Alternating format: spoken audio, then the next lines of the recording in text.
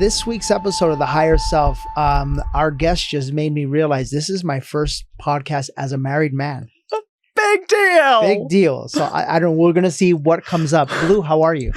Well, I'm elated now that I found out this news. Yeah. Literally 30 seconds before we started the podcast, and I found out that you are officially a married man just coming off of your honeymoon. Yeah. And the celebration and the beautiful life that stems from that. So thank you for invigorating me with this news. So how am I in this moment? I'm invigorated to be here. I'm so grateful. I love that. I got to tell you something.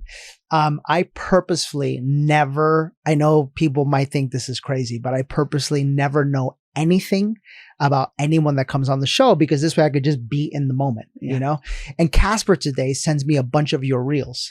And I hate it when he does that, because then I feel like I'm being like a bad host if I don't watch them. But for some reason, like I decided to watch them. You did? I did. I actually did. And I was like, oh, we're going to have fun. Yeah. Because you, on one of the reels, you talked about energy, and you talked about how, because I believe you are hearing impaired, you now feel, and I think a lot of human beings don't feel. They're so busy thinking.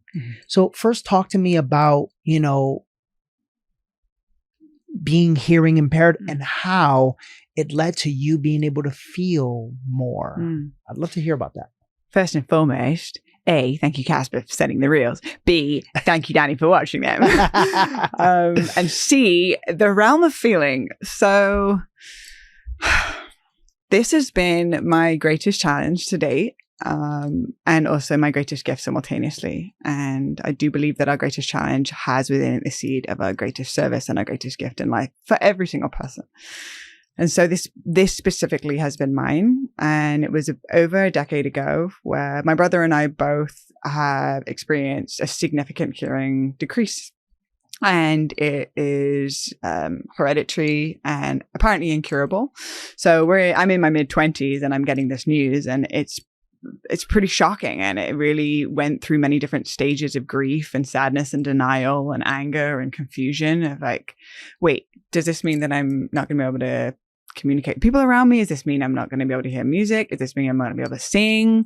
What about dating? Or what about like, you know, going out in the world and having some kind of service?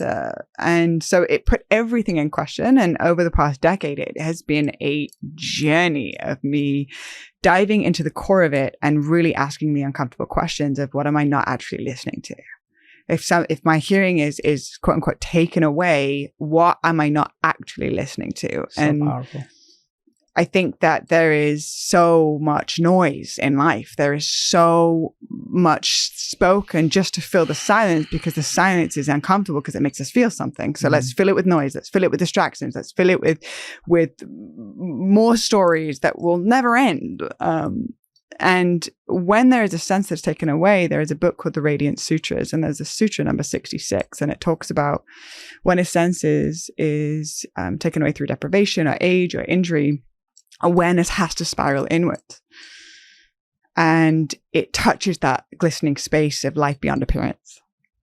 And so we can become so distracted by, well, what is that person wearing? Or what is that person saying? Or how many followers does that person have? Or what do they do for a living or for a career? And I'm creating this construct of this version of them I think that they are, and I put this label on them, and then I define them and put them away on the shelf. And when we're tapping beyond appearance, it goes into vibration.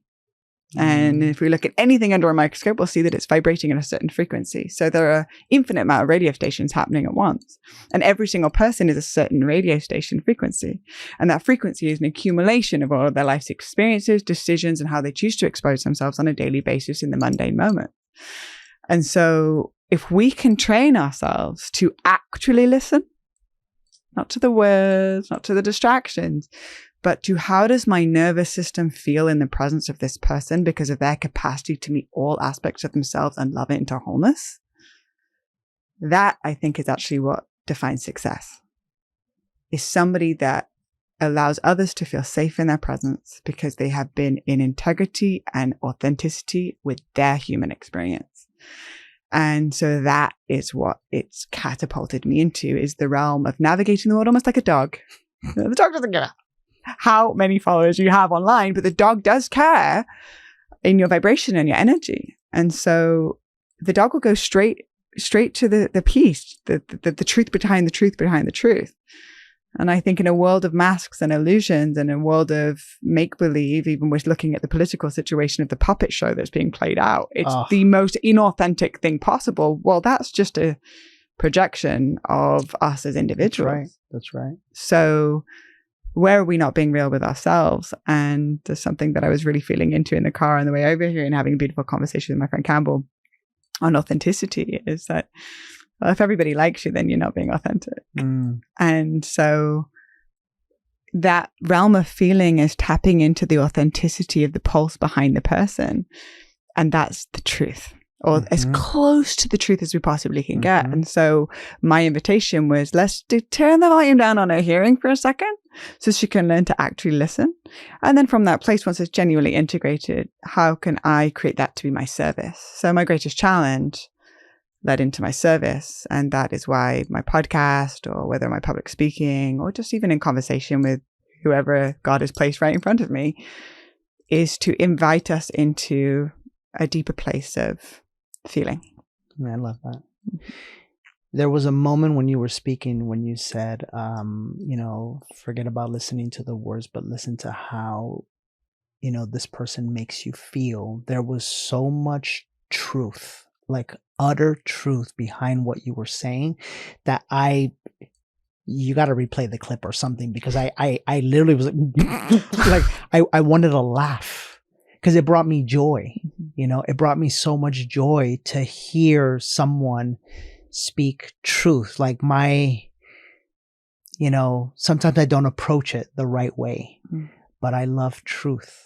I love getting to like the zero, the truth of who we are, and I think I want to say something. I think a lot of people listening right now might go, wow, like that hit me.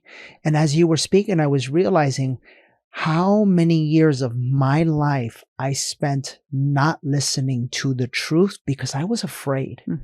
Because I was afraid of listening to the truth of who I was with, who I was giving my power away to, whose thoughts I was allowing to impact my life. Because behind all of that, I was afraid of myself. I was afraid of the essence of who I really am, How does someone reconnect to that? Well, first and foremost, we've got to understand, how did we get to that place in the first place? Yeah. How do we get to the place where we're afraid of ourselves?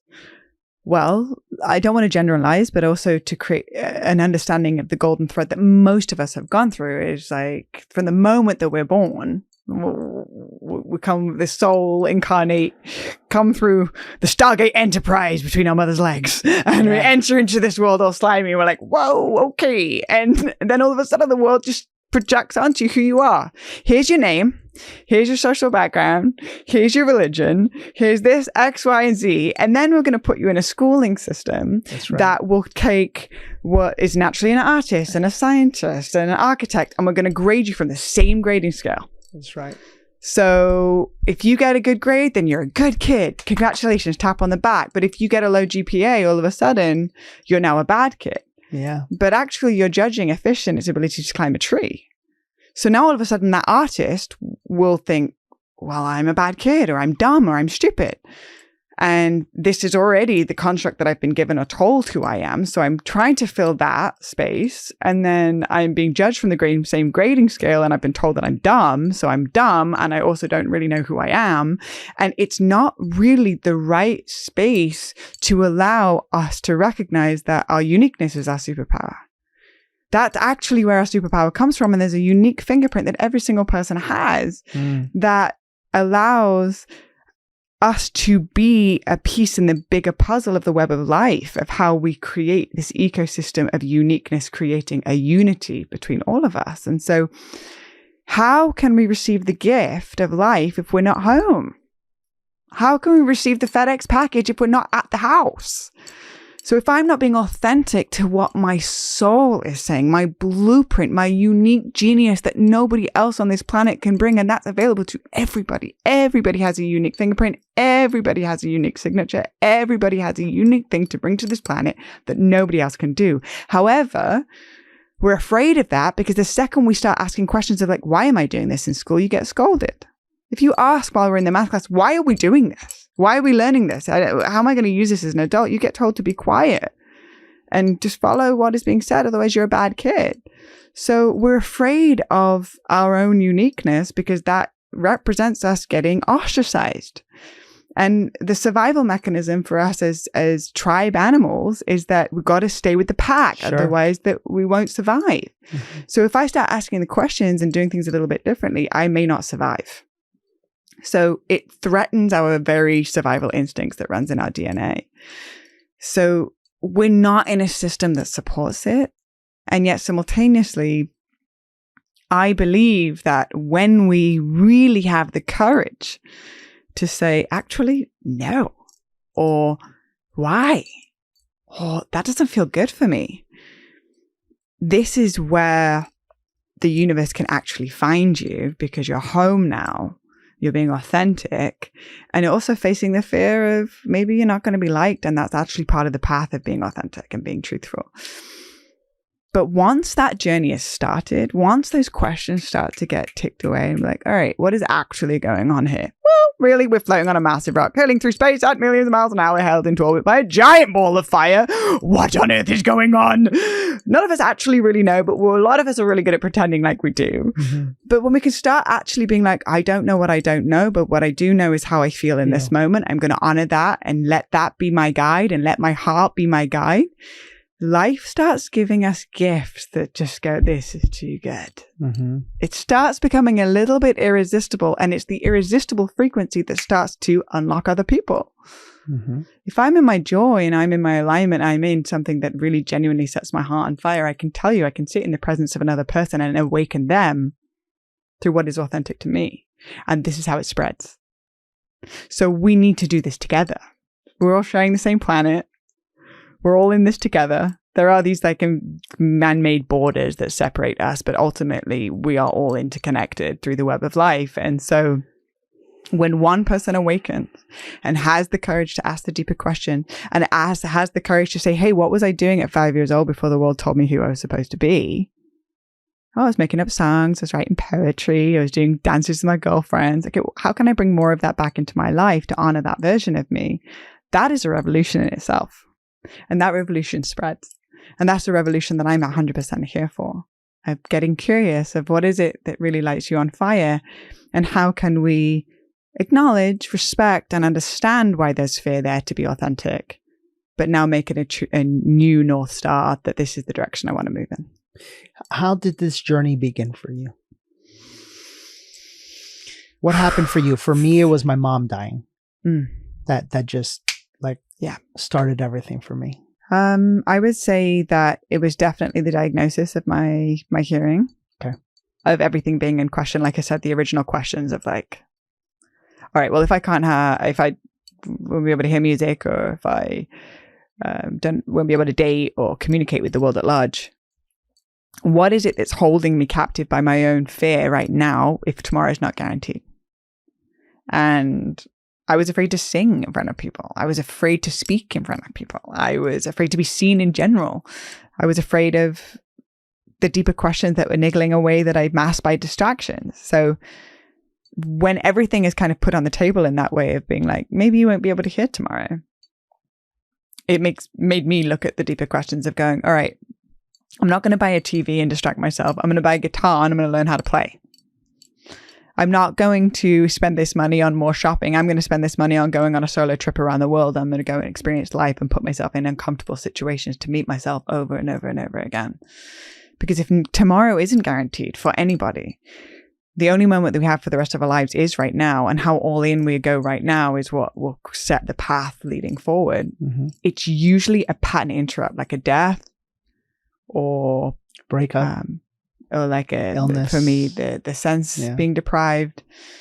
But we go through these jolts in life that take us out of autopilot. And at the time, it's very painful. But ultimately, when we look back on it, it's the greatest gift we could have ever received. And what an incredible gift your mother gave you was to what it means to truly live. Absolutely. We get bombarded by 5G and EMF 24/7. And it's clear by now how terrible it is for our health and our energy. As a parent, it's important to me to be able to protect not only myself, but my family, my kids. And quite frankly, there's only one product that I trust to do that, and that's Aries Tech. As the only patented peer-reviewed EMF protection solution, they're at the forefront of making my world and yours a whole lot safer. For over 20 years, Aries Tech has invested in cutting-edge research to create a product that is trusted by experts, neuroscientists, doctors, and even professional athletes. I use their technology to shield not only myself, but Jen and of course my kids from all electromagnetic radiation, which enhances not only our mental clarity, but our overall well-being. Every single device that we or my children own has an Aries Tech on it. It's not just about protection. It's about living your life to the fullest without worrying about the invisible risks of modern technology. Whether we're working from home, we're hitting the gym, or just relaxing with family, Aries Tech gives us the peace of mind that we need in today's world. See the difference for yourself. Join me and thousands of others who've already taken their step towards a healthier life with Aries Tech. Visit ariestech.com and use the code DANNY25 to get 25% off at checkout. Do you feel, I know this is the case for me and for, I feel like a lot of the people that we work with, but do you feel like prior to that moment, you're kind of like going through life, like not really aware of what's happening, you know, and then all of a sudden it's like this like bolt and you go, wait a minute. And then that's when the journey began. Like, do you really feel there is a moment of awakening, like literal awakening? Yes. I do. At least for me, it was part of my journey. Was that the same way for you? Prior to awakening, I would look at photos of myself and I'm like, oh, lights are on, no one's home. Great. Like this shell that's going about and like becoming a byproduct of societal's expectations of me. That's right. You know, artificial glamour as opposed to authentic beauty. It's two very different frequencies. Artificial glamour is like, oh, well, this is what the world thinks is beautiful. So I'll throw in the hair extensions and I'll put the eyelashes on and I'll do the thing and I'll hold myself in a certain way. Oh, you think that's sexy? Okay, then I'll contort myself to this. Lights are on. No one's home. Where's the authenticity? Yes, where's the light from the inside out? Yes. Authentic beauty is born from how much you love and how much you allow love in, how much you genuinely are curious about the person sitting in front of you and how you care for all sentient life. Now, it doesn't matter what flesh puppet you're in. Authentic beauty radiates from the inside out. It's from a deeper sense of self-awareness.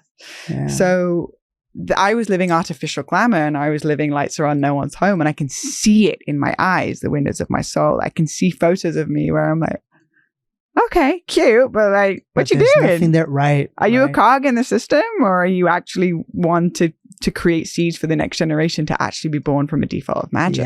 Yeah. It's really available, but when we're not aware of it, then that's just a monotonous going about life, and then wondering, why do we feel numb or unfulfilled? Why is my vitality drying up?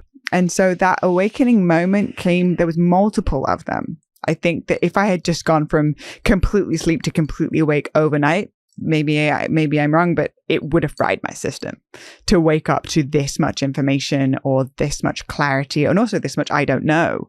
Moving from the world of knowing to actually I don't know, and being in the great mystery of being alive. And that's actually one of the most beautiful things, is that we don't know. And that's why we can keep meeting the moment from fresh eyes in every moment, as opposed to coming from a full cup. But it was a series of things. It was a combination of the hearing decreasing. It was a combination of deciding to work with plant medicines, and having experiences in the jungle on ayahuasca, being like, okay, what is up? Is that a UFO? I think so. All right, we're expanding. We are really actually on a planet. There's like a grain of sand on all the beaches around the whole world, and we're so big and so tiny at the same time. And the paradox of being alive is really profound. But I can understand that you've also sat with ayahuasca and had a moment of, everything I've been told might not actually be true. Yeah. Humbling, to say the least. Humbling. So that was a huge part of it as well, those aha moments that would happen. But it's been over a decade of a journey, and it's less frequent now. Like, oh, no way. But when they do come, they're so good now. I get that. I want to talk to you about something you just said, that it's a delicate subject, especially when it comes to, the feminine and women and, who I believe are the heart of the universe, and, I'm now a father to a daughter, and I see her, and I see her connection to her mom. And I see both in myself and in her what it's like to be a parent post awakening compared to a parent prior to awakening. A parent prior to awakening in many ways is unconsciously projecting, all of their deepest pains and fears and insecurities onto their child and trying to mold them into a perfect version of what the fear inside of them wants them to become, because ultimately they're not happy with who they are. So they are trying to project onto and control these beautiful little beings. And a person after awakening, it's like, go be you. It's literally as simple as that. Go be you. I'm just here to put the little guardrails to make sure you don't fall. But even when you do fall, you're going to have to learn to get up, but go be you. And I see that. And I see that in not only myself, but in Jen as well. And like Selena is the recipient of that. Yeah. You said something. You said artificial beauty. Artificial glamour. Artificial glamour versus authentic beauty. Authentic beauty. And to me, it's so... Look, in one aspect, it's perfect. It's a part of the journey. I get that. But in the other aspect, it's so sad to me. It's so sad to me to see how many women are so focused on artificial glamour. And the way I like to think about it is artificial on the outside, artificial on the inside. There's something disconnected inside, And we live in a world where women are being told you are beautiful if you have this or look like this or attach this or whatever the case may be. And like, I'm sitting here in front of you and like your energy is so beautiful. Your intelligence is so beautiful. This conversation is so beautiful. And I want to hear your thoughts about that, because I feel like we have a major responsibility as human beings and as a society to awaken and heal so that we can make sure that we're creating beings that are also themselves, their authentic self. It's been a topic that I have devoted my whole awakening journey into understanding in a deeper level, specifically because at some point I would love to be a mother. And like you said, I think when you have an awakened parent or awakened parents, the child doesn't have to go through 15 years of programming and then another 10 years of unprogramming to then be able to come back to, all right, why am I here? Yeah. I'm now in my 40s, but at least I'm asking the question. Well, this is a byproduct of the generation prior and the tools and the awareness and the accessibility that they had. And we're the generation that have the internet. We're now the generation that also has Instagram. It's a little bit of the shadow, is too much information, but also we do have access to tools and resources and understanding communities of like-minded people. This podcast, for example, like people are going to listen to this, put it in their ears. They're going to go be walking their dog and they'll have like a light bulb moment because they had access to this information that our previous generation didn't have access to. Sure. And so we have an opportunity to ask the deeper questions of what does it mean to be an awakened parent, so that we're not projecting the past generation's pain onto the future generation. And then for that generation to be able to be birthed from the default of my uniqueness is my superpower. And for me personally on my journey has been, I have been a little challenged with some of the leading female podcasts, some of the top female podcasts, because of the content. And would I want my daughter listening to this? Would I want my daughter to go, well, if I look like the Kardashians, then I will get approval from society. Well, how do we achieve that? Well, it's all artificial. So it's not a judgment. It just is. And so just say, yeah. It's just a fact. Yeah. And do I want my daughter to think that is the north node of how a woman gets her acknowledgement or her success or her money in life. Personally, no. Okay, so instead of complaining about that I don't like this, what would it be like to build it? And so that was one of the main inspirations for me to build the podcast, was imagining my daughter listening to it and saying, hey, I want to be beautiful because I'm me. Hey, I'm beautiful because I'm an artist, or I'm a creative, or I scribble outside the lines. I'm beautiful because I'm different. I'm beautiful because my hair's curly, or it stands up like this. Or I like this, so I wear it because it feels good. And we need healthy examples of us, instead of as soon as we see a little girl and go, wow, you look so beautiful, actually to say, wow, you feel so powerful. And it's just a slight shift that allows the uniqueness to be celebrated exponentially in a world that is celebrating artificial glamour because of profit. That's right. The amount of industries or the businesses that are profiting from our insecurities is off the charts. Blue, I say that the most powerful and most profitable industry on planet Earth is the unawakened human being. Literally is. You look at the example of whether it's a guy or a girl, they are constantly in a state of, and I can say this because this was me, constantly in a state of getting something to make themselves feel a certain way. And my question is always, what would it be like for you to feel incredible without anything, without clothes? Forget about having to show the brand of the clothes, but like naked, because that's how we were. We all were naked. We all once walked around naked. Like, you want to talk about truth. Stretch marks, belly, sagging boobies, wrinkles, whatever it is. That's your truth. That's who you are. Can you get to a place in life? Serious question. Can you get to a place in life where you accept and love yourself for your truth? Hopefully. Yeah. And it's not an easy path. Yeah. This is somebody that says, you know what? For me to be an unfuckwithable human is to stare into the stories and face them head on and say, I'm going to stand here and I'm going to be here until I return all of this back into a place of awareness. And that's what it means to be whole within myself. But we have to, instead of constantly be looking for the next thing we can consume based off of a place of unworthiness or inadequacy, which is what the majority of us are doing and why we're constantly living this consumerism cycle. That's right. To actually turn back and go, can I accept the wholeness of my human experience for the perfection that led me to this very moment? And that was also a representation of, can I love the stretch marks and the saggy skin and whatever it is of being human. That's right. And for me personally, I'm a Scorpio, 5 planets in Scorpio. Like, I really like to go into the depth of the depth of the depth, the truth behind the truth. And it's really uncomfortable at times, but the discomfort leads to a deeper sense of self.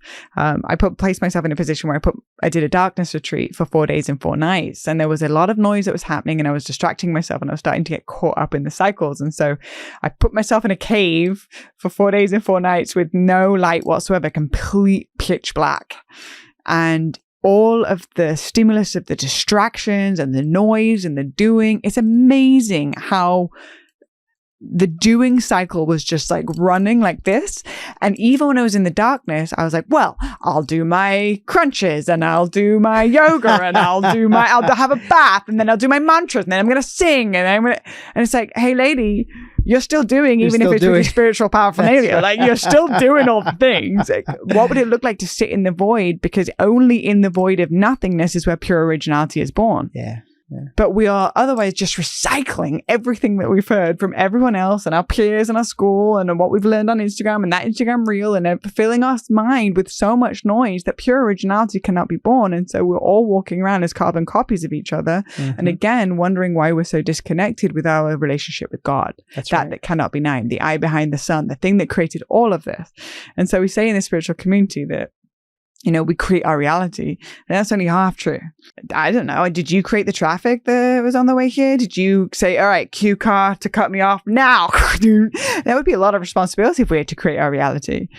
we co-create our reality with that cannot be named, that created all of this. And our responsibility is how we respond to life. And how we respond to life is the capacity in which we've met all aspects of ourselves and loved it into wholeness. And so it's in the pause and it's in the silence where we shift from artificial glamour, outside in, to authentic beauty, inside out, because we've actually sat in the stillness long enough, got uncomfortable, found the clarity, and acted from that place of originality. Yeah. Now all of a sudden you got the Midas touch.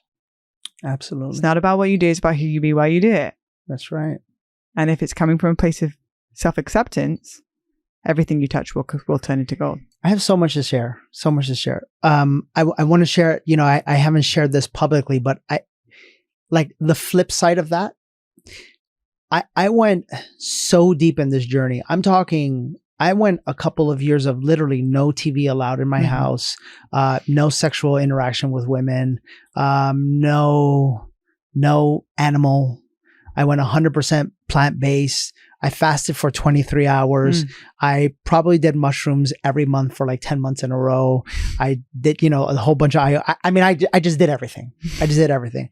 And in that process, I swear, all I wanted to do was to just sing Kumbaya in the gardens of the jungle with like my friends, you know? It was just so beautiful. It really was. And then it got so heavy at the same time. Because I'm like you, I want the truth. So I don't stop until I go and I go and I go and I go. And those moments are rough, as I'm sure you know. And I'm now in a place where I'm like finally reintegrating. And I remember one of the parts of my journey was, you know, like for a man, a watch is a big thing. You know, it's like a status symbol, you know, whatever the case may be. So I was that guy. I was that guy that would go make money just to go buy the watch so that I could feel like somebody when I walked into a place. And, you know, I mean, all of my energy was in it. And so I stripped myself of everything. I sold pretty much everything except for this one. And like 4 years later, I'm now in a place where it's like, okay, I can authentically say I no longer need it. So then why do I want it? Because there's still a part of me that like wants it. And you know what the answer that I found? Because I like it. And you can have it. That's right. That's right. And then I had to go on the journey of allowing myself to like it. Because I felt like, but what does this mean? But if I like it, but am I trying to be better than somebody else? No, Danny, that was the old you. The old you was so insecure that you had to have these things, right? And now I'm finally in a place where it's like, oh man, life is fun. Because now I get to be like the real me. Not for you, but for me. And being the real me might rub you the wrong way. But that's okay. I'm not attached to that, you know? And finding the yum yum and the bouge and the fine quality things, because life is here to be experienced. Yes. However, if we're placing our worth in the watch, right, it's a slippery slope. 100%. But if we put the watch on going, I know who I am, I know why I'm here, and I know how I serve, and I love this watch. Love this watch. Yes. That's fun. Yes. Let's absolutely. go. Absolutely. You know, people like there's so many stereotypes within the spiritual perception, or like perception of the spiritual path. I think the most spiritual revolutionary act we can be. What does it mean to be spiritual? It means to be authentic. You know, I just said this as a true spirituality is the discovery of you. Yeah. That's it. And that's going to look different for everyone. That is going to look different for absolutely everybody. Many different expressions of God acting through physical form. And Matthias de Stefano, a good friend of mine, he talked about how we're all different cells in the body. And to get a fully operating body, well, you have to have the cell in its job and its role. But if everyone on the planet is trying to be a heart cell, we don't have a body. So everybody's a different cell. And if you were to ask, what cell would you be? You know, Matthias is the memory cell. He remembers all of his past lives. Yeah. It's an incredible cell. Not everybody's a memory cell. I don't know any other memory cells. Right. But if we can find what our unique flavor is, we have a fully operating ecosystem of a human body. So spirituality is to find your unique lane, and your unique lane may be different than yours and mine and Capra's, and it doesn't matter. Yeah. that we're the same thing, but it's in the uniqueness that connects the web of life and creates this ecosystem that can actually start to co-create and be united. And so to be authentic is one of the most revolutionary, radical acts that we can be. But then what it does is it taps us into a reality where we can receive the gift because we're home, and life starts becoming, wait, what? Can it believe it? Fun? Yeah. We can have fun? Yeah. Not just fun, but like, I don't want to use the word easy, but like the effort is gone because you're no longer trying to force everything. And that means with money as well. You know, I see so many entrepreneurs are stuck trying to force the issue of money, and they try so hard. And as a result of trying so hard, they're disconnected. They're disconnected from their spouses. They're disconnected from their children. And truly, they're disconnected from their true earning potential because they are coming at the energy of money from force, from effort, from grind, from I'll say it, from there's a part of me when I was a little boy that didn't feel seen. So now I'm going to be seen, and I'm going to be seen because I make a lot of money. I'm telling you right now, that's going to lead to burnout. It leads to illness. It leads to divorce, like me. And the only way that you can ever really arrive at a place where money is effortless is when money becomes a byproduct of who you are.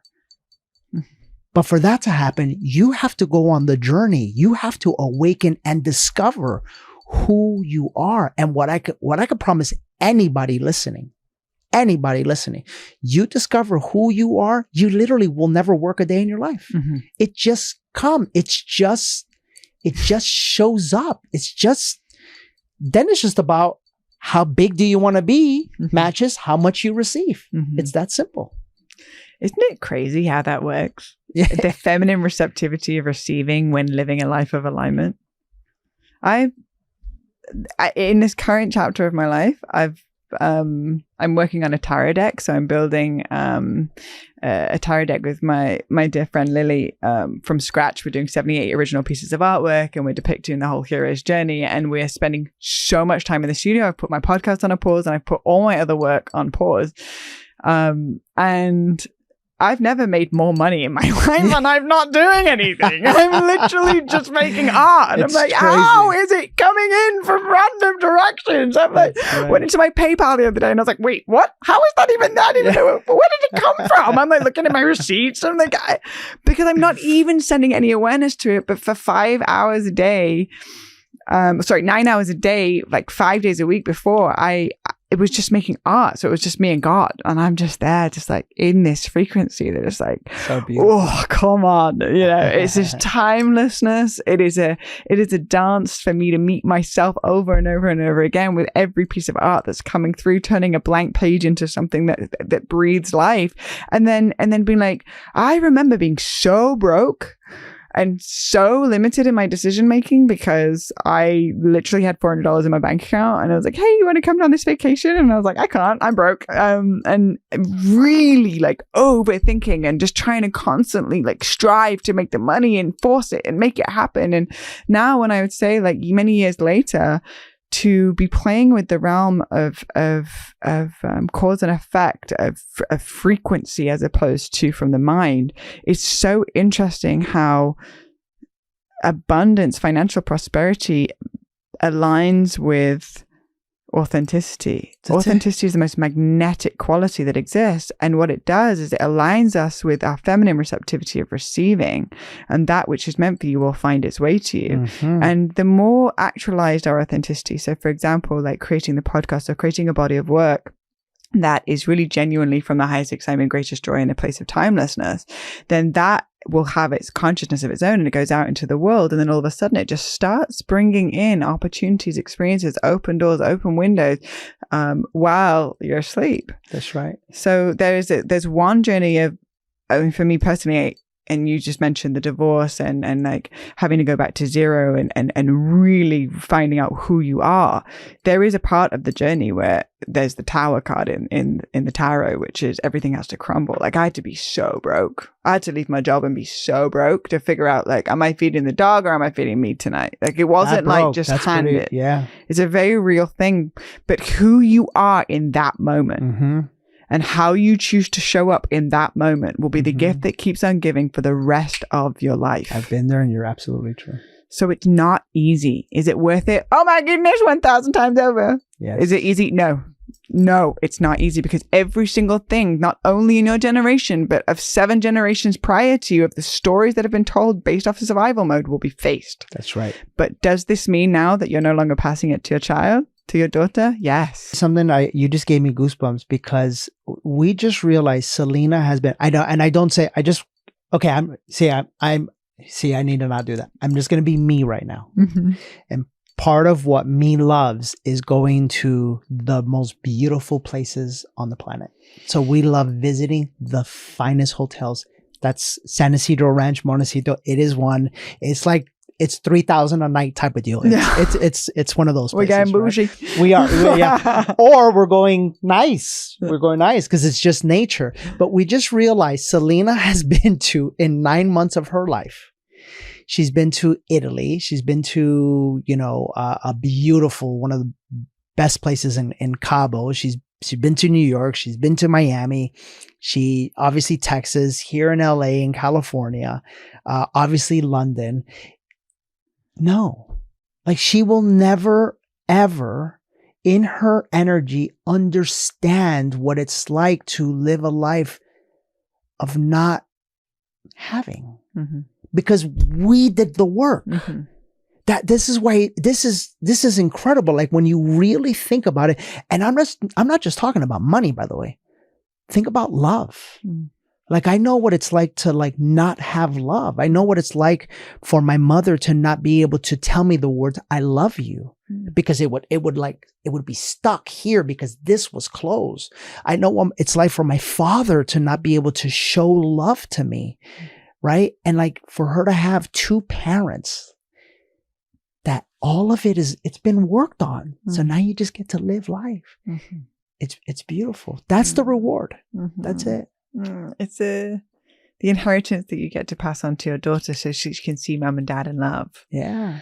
When she sees us kissing, she's just like, she loves it. Yeah, we're just making out and she loves it. She literally starts clapping. Yeah, she really does. It's a really healthy example for her. And then she can create that sense of security within her root chakra of her knowingness in the world. That's right. And from that place, make more courageous decisions. And the courageous decisions is the universe always rewards the courageous hearts. And so it comes from a sense of like stability within this world of inherently unpredictable, seemingly randomness that was presented to us. But when we are rooted within ourselves, which starts with how we're rooted within our family, this is how we're going to shift. This is the long game, but this is how we're going to shift consciousness is, am I willing to do the work so my children don't have to?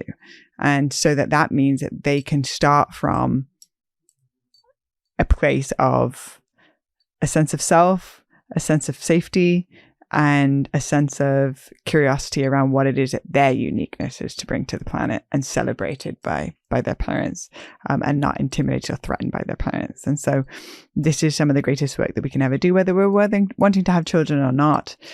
It really shifts us from somebody that creates trauma with our lives, more trauma in this world, or somebody that creates more healing with our lives. Somebody that's a starter or somebody that's a looper.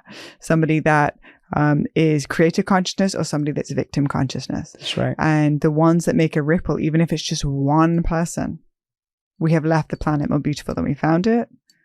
And as Matthias will tell me, where our souls go after this life is a consequence of how we lived. So it's all vibration. That's right. So how did you live your life? How did you treat the person opening the door, to how did you treat the person that you're loving, to how did you treat your mother? This is all creating a vibrational charge of a consequence. And the consequence is of equal measure to where we go on the next biggest adventure yet, which is when we pass from this life onto the next. The consequence of how we lived is the consequence of where we go. And so it will continue. And I believe that we're here to remember. And there is a frequency that feels like fear, and it's a contraction. The belly starts going in knots. It's the body kind of closing, and there's a frequency of love. And when you're around people, we come back to the original point of feeling. When you're around people that have learned to love the human, and learned to love their downs, and learned to love their highs, and learned to just embrace all aspects of themselves, physically and internally, all of a sudden now, there is a sense of safety created within that person and around that person. And I think to be a successful person is how safe do people feel my presence, how much did I laugh today, and how much permission did I allow myself to creatively express myself and blow my own mind. That is a new version of success that I'm here to live, and a new version of success that I believe the next generation will be coming in with. And that's why I have a lot of hope for the direction of humanity. So thank you for being an example with your wife, and congratulations on your wedding, and the beauty that the two of you get to not only live in your current reality, but also witness, create a very magical dimension for your daughter. Thank you for saying that. You know what? You just helped me realize, like, this week is our event Awaken. And on the last day, on day 3, after, like, you know, the crowd shows up day 1, you know, I think thankfully because of the podcast and the posts and everything, it's like they know what they're there for, right? It's not like we're dealing with like perfect strangers, but I still have to slowly chip away at the barriers to the heart, like little by little, every moment, little by little. And on day 3, what you just helped me realize is that, like, that's what we do. It's like everyone leaves, like, I get to be me. You know, and that if I'm proud of anything, it's that,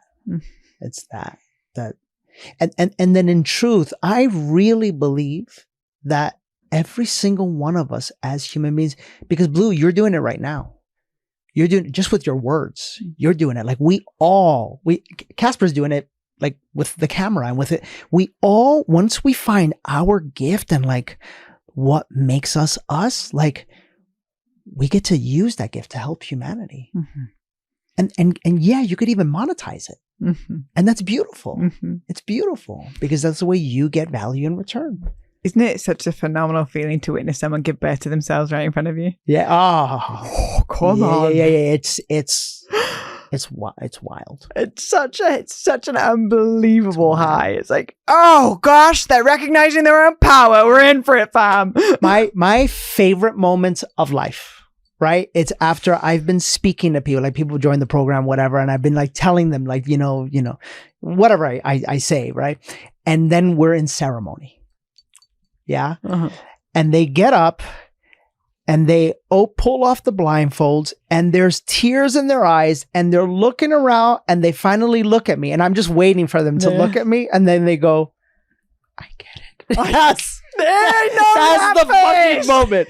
That's the moment right there. So That's the moment, right? It's so good. And I'm just like, I know you do now. Yeah. And baby backflips. You're like, oh. It's delicious. I hope you guys could tell it's that delicious because we can't hold it in. It's so good. And absolutely. You know that you then in real time alchemize your pain, your challenges, everything you had to go through, everything that brought you to your knees, but crying and purging from every direction of like the most humble schooling of life has led to purpose. That's right. That very moment when your facilitation, co-creation vision has supported someone to look at you dead in the eye and go, I get it. Yeah. And they get to drive home in their car being like, yeah. Oh my goodness, I get to be me. Are you kidding? This whole time? Yeah. This whole time. It's interesting. You know, one of the things that like really sparked my desire to do this work, I didn't even know there was a thing called chakra. Like I like what is a chakra, right? And I'm in the middle of this. I think I tell the story a lot. Sorry, guys. I'm in the middle of this ceremony, and I feel this like gush of energy, like coming from up there, and I'm like, what the heck is going on? I popped a chakra. What is that? It was coming out of my butthole, right? And I'm like waving at the shaman, and I go, you know, and I go, come here. And he goes, something's that? He goes, what's that? It's just like, I just feel like a waterfall of energy, right? Like, and borderline orgasmic, quite frankly, it has to be because, and he goes, oh, relax, you're just being activated. And that moment, Blue, when he told me that, you know what I thought? I didn't think about me in that moment. I thought, oh my God, 42 years of my life I have spent unactivated. And then I thought, what about everybody else? Do you know what I'm saying? And then I was like, oh, it was that moment for me, like in the Matrix when he like flies out of the, like, he's like, I'm going to go tell everybody. Yeah. It was one of those moments. Absolutely. And that, then it becomes like, wait, the cup is so full. Why would I not share it? Yeah. I'm spilling over. If you have a champagne tower of glasses, how are you going to fill up all of the glasses? Well, the top glass has to be full first. That's right. So go through the activation of self, and it's like they're asking the deeper questions, and all of a sudden, boom, the root chakra is activated, the kundalini is awakened, and I'm feeling kind of orgasmic. Whoa, okay, what is this? Cup starting to become so full over an integrated period of time. By nature, the top champagne glass is so full, it starts spilling over and spilling over and spilling over, and you have this abundance that it's spread and shared. And this is why it's so important that as many activations around the planet as possible, because Lord, we know we need it. That's right. We know we need That's it. The right. amount of suffering that is happening on this planet, the amount of mass that is being worn, the amount of people that are unactivated that are wondering, why is my vitality like completely shriveled up? Yeah. Well, those that have activated it, it's like, okay, now it's time to share, because if it's not shared, even that activation becomes stagnant. Absolutely. There's such a thing as too much luxury. There's such a thing as too much self-serving. Yeah. And so the shadow side of the spiritual community is that we're all serving ourselves, and we've forgotten the part where it's time to pass it forward. And so the part of you that goes, well, why don't everybody know about this? And then, okay, I'm going to bring it to the podcast. I'm going to put myself in a position where I may not be liked, but at least I'm being authentic. Yeah. And what you're doing now is you're impacting millions of people's lives because you had the desire, the courage, and the willingness to share what initially started in your. That's right. And I wanna two things, because the ego is tricky. Number one, I want to go back to the moment where Blue said, even if you don't want to have children, because like a lot of times I'll have these discussions or I'll post something and right away, like women in particular will be like, but I guess that's not for me because I don't want to have kids. No. You do this work no matter what, right? And number two, the ego will also, and please, like if you hear anything today, like, you know, think of the version of Blue where she said that like the lights were on, but there wasn't anything going on inside, or whatever you said. And think of the version of me who was on Instagram posting pictures of himself in suits and cars. Like, what I think both of us want you to know is that like we're you and you're us, and there's no difference. You just got to find your unique way of doing what it is that you really love to do for humanity. Reminds me of a quote by Sadhguru, who he talked about, I'm not here to train you to be a superhuman. I'm here to remind you that to be human is super. Yes. So there's no pedestaling here. It's not like, they have something figured out, or they have something that I don't. No. It's that if you have a beating heart in your chest, you are a human of infinite capacity. Yes. And it's only through storytelling that we can even know what's possible. And I feel confident we can speak on behalf of both of us here. If like, we don't have all the answers. No. We're not the guru. We're not necessarily the teacher. It's just that we have decided to share the stories of our journey, the formulas that have been created that has allowed us to tap into the receptivity of receiving and ease, so that even when shit hits the fan, there is a level of trust and faith that guides us through the storm. Yeah. To open up the conversation that is possible for you. That's right. For anybody listening to this, of all 8 billion people on the planet, of all infinite timelines that we can be a part of, you're listening to this conversation for a reason. You got to this part of the podcast for a reason. There is something in you, mentally, physically, spiritually, sexually, financially, or multidimensionally, that resonates with this message. And there is something there to not look into the mirror and outsource the power, but to use the mirror as an opportunity to look within and say, what is it that is my service? And if we were to say two things for the entire day: one, a genuine, heartfelt thank you for our lives. Or two, please show me how I can be of greatest service to the whole. That will be enough. and watch miracles start to unfold that will leave you at the jaw on the floor and looking in Danny's eyes going, I get it now. Mm-hmm.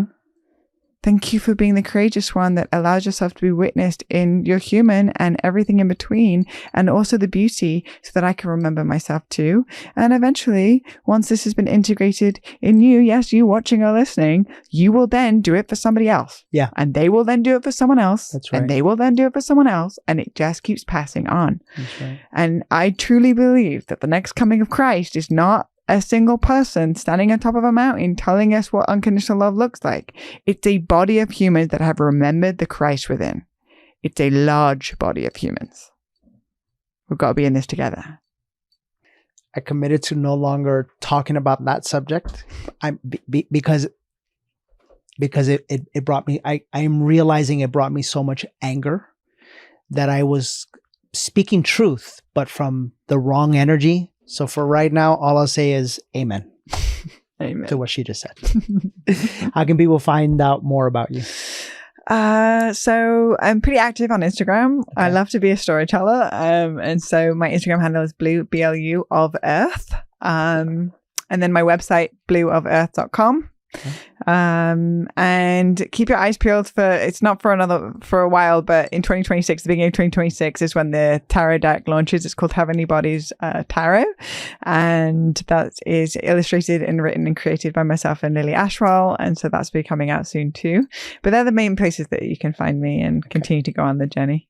Make sure we get one, because Jen loves tarot cards. Oh. And I'll put it everywhere and we'll you know you go and get like a gift. We'll remind them back then. Oh, it's good. So you I'll find you and the family. Thanks for being here. Thank you so much, Danny. Appreciate it. What a delicious episode. What a great episode. Listen, in a couple days time, we will be seeing you all at Awaken. But by the time this gets released, we'll just be coming off of Awaken. And I think what a wonderful episode to come home to after the experience most of us had at Awaken in Palm Springs. So I look forward to seeing you guys there, and we'll see you next week on another episode of The Higher Self.